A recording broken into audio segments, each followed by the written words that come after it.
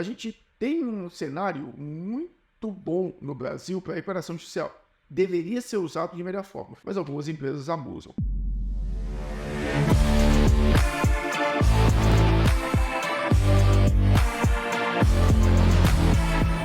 Opa, tudo bom, pessoal? Eu estava aqui no Chile esses dias, trabalhando, e eu resolvi parar um tempo para estudar sobre o assunto da Soul Rock Capital, que é a empresa que é dona dos direitos, né, que distribui os direitos das marcas do Subway, do Starbucks, e tem uma outra também, não me recordo. Eu estava estudando esse assunto porque eu comento muito de recuperação judicial em alguns casos que eu trabalho. Porque, querendo ou não, recuperação judicial é a mãe aqui no Brasil. E quem faz acaba tendo uma boa capacidade, uma estrutura muito boa para tentar recuperar o seu negócio. Mas eu queria entender, passar para vocês aqui, de fato, o que aconteceu nesse caso. Tem muita gente que me pergunta como que funciona, o que é, por que aconteceu. Então, assim, a primeira coisa que a gente tem que entender é o cenário, porque é isso que vai ajudar a estruturar e compor uma recuperação judicial. Qual que é o cenário da Soul Rock Capital? Passaram por pandemia, tiveram uma dificuldade muito grande de lojas fechadas, tiveram um período em que, durante a pandemia, eles tiveram dificuldade, provavelmente, de se adaptar para o mercado online devido aos produtos que eles trabalham. Grandes redes como McDonald's, como Burger King, aceleraram muito e criaram uma estrutura muito eficiente de drive-thru. Então, era muito mais fácil tirar pedidos até para quem solicita por iFood, por essas plataformas, ou quem queria passar lá. O Subway e o Starbucks não tem essa possibilidade. No Brasil, o Subway abre tudo quanto é lugar, uma porta pequena, rápida, nem sempre tem lugar de estacionar, essas coisas do tipo. E o Starbucks já é uma ideia de algo muito mais elitizado, e no Brasil só tem shopping. Aqui no Chile, por exemplo, até que eu tô, tem Starbucks e tudo quanto é lugar, até dentro do supermercado. São perfis completamente diferentes que eles trouxeram o produto para o Brasil. E dentro desse cenário, com a pandemia, lojas fechadas, demora para passar para uma estrutura de delivery, eles tiveram um grande impacto no resultado. O fato é esse. Eles acabaram tendo um impacto muito grande no resultado e demoraram a recuperar isso. O que aconteceu é que eles viram, provavelmente, nesse cenário, uma necessidade de captação de recursos. Pegaram empréstimo para sobreviver a essa fase. E depois, quando voltou pós-pandemia, pelo que eu vi no pedido deles, eles deram uma acelerada muito grande ali me parece, né? Não dá para ver, mas eles tentaram acelerar muito o crescimento da empresa através de captação de recursos de terceiros. E isso é um problema muito sério, eu já expliquei em outros vídeos aqui.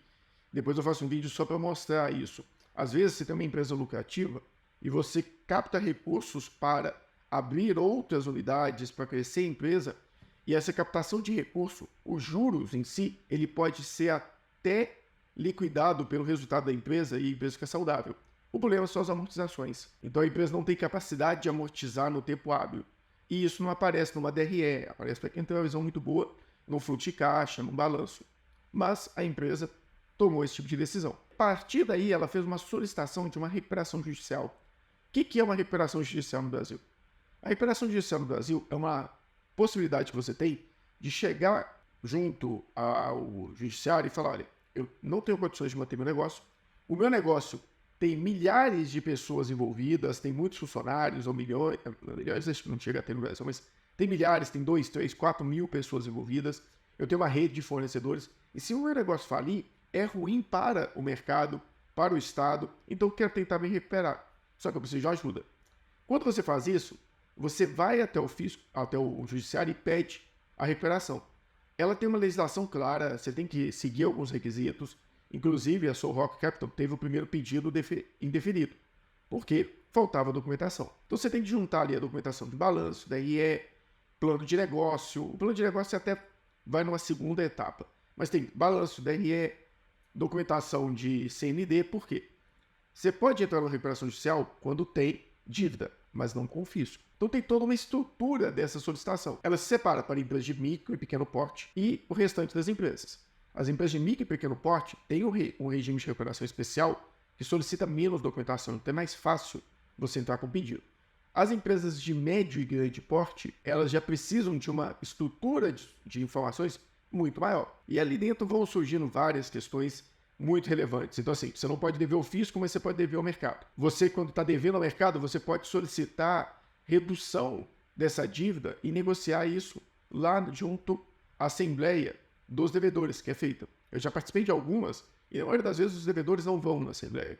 Então é muito fácil de fazer uma proposta muito agressiva. E até quando vão, pra vocês terem uma ideia, eu já trabalhei num processo de recuperação judicial onde foi solicitada uma redução a 60% do valor da dívida. Ou seja, pediu 40% de desconto com todos os devedores. Eu participei de uma outra que foi solicitado 50% de redução numa dívida de 60 milhões de reais e pedido 4 anos de carência para começar a pagar. A legislação ela só fala de 180 dias de prazo para você congelar todos os pagamentos, que pode ser prorrogável por mais 180 dias, para que aí você comece a pagar dentro do plano de recuperação judicial. Só que, por exemplo, tem algumas recuperações que são públicas, né? A grande maioria, inclusive.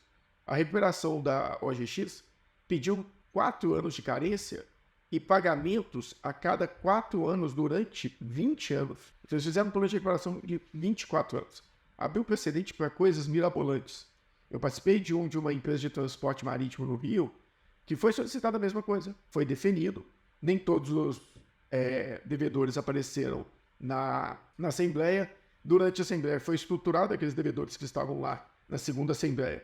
Foi feito um plano de pagamento diferenciado para eles a partir de um determinado fator, ou seja, quem estava lá eram os 2 maiores. Então, para eles, para aqueles endividamentos acima de tal montante, é tratado de uma forma, para aqueles abaixo de tal montante, era tratado de outra. A gente tem um cenário muito bom no Brasil para a recuperação judicial. Deveria ser usado de melhor forma. Deveria ser usado como, de fato, um projeto de recuperação das empresas. Mas algumas empresas abusam. Agora, o que causou isso? O que causa uma recuperação judicial? De fato, isso que eu falei, é endividamento. A Solvoc, ela falou que o problema dela estava em variação cambial. Provavelmente, eles deviam estar com uma dívida. Um exemplo. A variação cambial impacta isso como, Carlos? Eles não têm fornecedor externo. Praticamente não tem. Eles só têm que repassar um valor para a detentora da marca nos Estados Unidos, da Subway e da TGI, né, e da Starbucks. Mas como que isso impacta? A variação cambial vai impactar no cenário deles, se eles estiverem devendo. Imagina que você está devendo a Starbucks, você está devendo ela em dólar. Você não pagou 1 mês, 2, 3, porque foi solicitado que eles deixassem de ter o direito da marca aqui no Brasil. Então, eles estavam devendo há muito tempo. Então, a dívida deles vai só acumulando, porque eu não estou repassando o valor dos royalties que eu deveria repassar. Só que esses royalties estão em dólar. Então, na hora que eu vou acumulando essa dívida e o dólar dá um pico, a minha dívida aumenta de forma agressiva. Então, isso pode ter impactado na variação cambial. O mercado, por causa da pandemia, porém, tem um cenário muito complexo, porque pós-pandemia foi criado um regime de recuperação do setor de eventos e restaurantes poderiam entrar, onde restaurantes, setores de evento, deixam de pagar 100% dos impostos federais durante 5 anos. Você tem uma recuperação muito grande. Eu vou fazer um outro vídeo aqui. No Brasil hoje, o governo, com certeza, numa empresa do lucro real para cima, ali, talvez até um lucro presumido, o governo leva pelo menos o mesmo montante que o empresário tem de capacidade de lucro. O que o empresário tiver de lucro, o governo tem o mesmo tanto ou mais. E isso dá para provar com cálculo. Não quer dizer que é muito sobre o faturamento, mas sempre o governo leva entre 40% e 50% do que a empresa teria capacidade de lucrar sem os impostos. Você praticamente dobra o lucro de uma empresa como essa. Eles falaram sobre, provavelmente, reserva de capital, que eles gastaram, mas provavelmente não tinha, porque eles estavam num momento de crescimento. A empresa estava vendo a possibilidade de crescer rápido, então não fizeram reserva. Mas será que o problema é só isso? Provavelmente o problema também passa pela questão das lojas. Tipo de loja, tipo de mercado. Tem muitos fatores que impactam nesse cenário. Então, assim, na minha opinião mesmo, o problema está em falta de reserva de caixa, falta de avaliação e planejamento de plano de contingência, investimento muito agressivo e financiado por terceiros. Estamos devendo 1,5 bilhões de reais em vários bancos. Então, eu já vi esse cenário aí, empresário que pega, empresas que pegam capital em vários bancos para ficar movimentando ali durante o período. E provavelmente o marketing deles é completamente diferente, são mercados completamente diferentes. Eles trabalham com cafeterias que têm um perfil mais elitizado, Subway, que tem um perfil muito mais popular. Então, são dois tipos de franquias que, para mim, o marketing delas não é tão agressivo, não é tão bom igual o McDonald's da vida, igual o Burger King. Então, assim, eu não vejo esse mercado com a mesma capacidade de crescimento e capilaridade que tem essas outras marcas. E alguns anos atrás, além de todos os escândalos que o Subway passou, o Subway tinha ultrapassado todas as outras franquias no mundo em número de lojas. E eu não vejo que...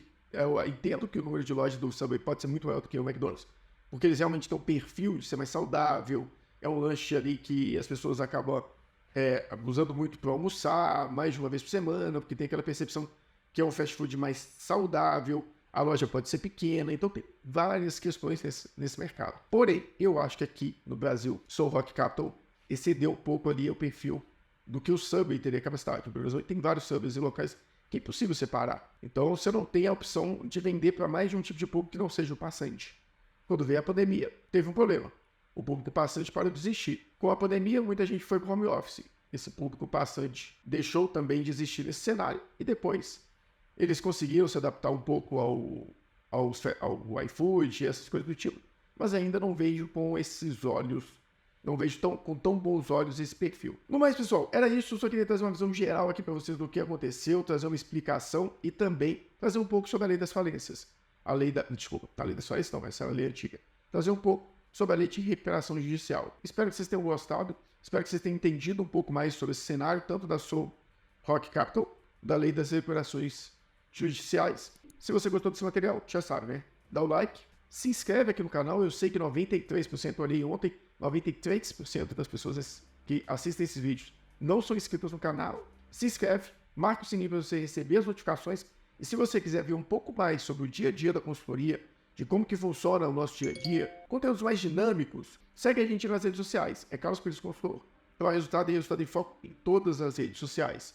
Facebook, Instagram, LinkedIn. Estou tentando ir lá para o TikTok e também para o Twitter, ou antigo Twitter, né? Agora X. Se vocês gostarem e curtir aqui, comentar e fazer a solicitação, que eu vou entender que vocês querem isso, eu vou fazer um vídeo destrinchando a lei das recuperações judiciais inteira, a Lei 11.101, falando tudo o que deve ser feito para ter uma recuperação judicial, como fazer, e inclusive citando alguns exemplos que eu participei.